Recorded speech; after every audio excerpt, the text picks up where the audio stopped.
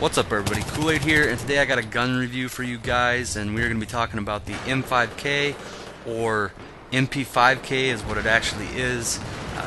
DICE and EA just don't use that name due to licensing issues, the same way they don't use the MP5 and they instead use the G53, but that's really besides the point.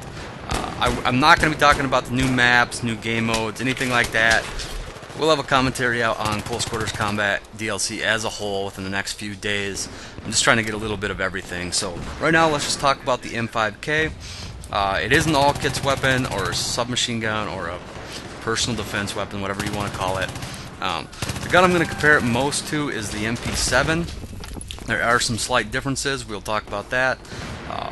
It is a 20 damage gun, just like the MP7, but the damage drop-off is a little less. It drops down to a 12.5, whereas the MP7 drops down to 11 damage. The MP7 does have a higher rate of fire slightly at 950 rounds per minute, whereas the M5K is at 900 rounds per minute. They both start with 21 rounds per magazine. We know the MP7 goes up to 41 rounds with extended, whereas the M5K is going to stay lower at 31 rounds, which is the biggest difference I see with this gun.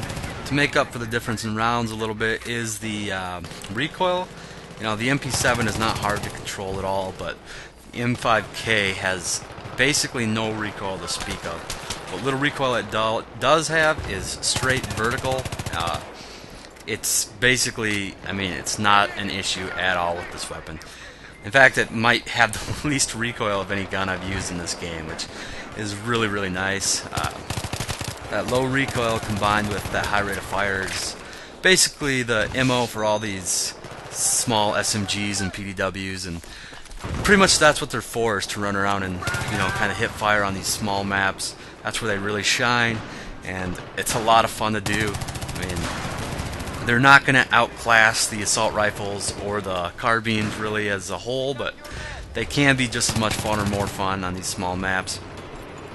As for attachments, as you can see, I'm running the laser. I always run the laser on these, you know, obviously for the hip fire. Extended mags is almost a must, I would say. 20 rounds is not very much, especially with this high rate of fire and the lower damage, so I would run that. The iron sights on this gun are not bad whatsoever. I do prefer the holographic just a little more on it.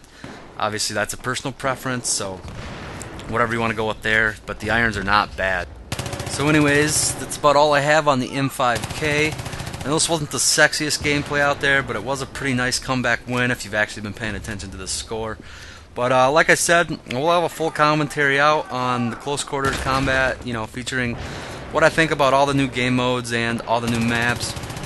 So stay tuned for that. Hopefully I'll have that out within the next couple days. I'm about to fail hard here going down these steps and then actually make up for it with the 93R a little bit. But anyways, as always guys, thanks for watching, and I will talk to you guys later.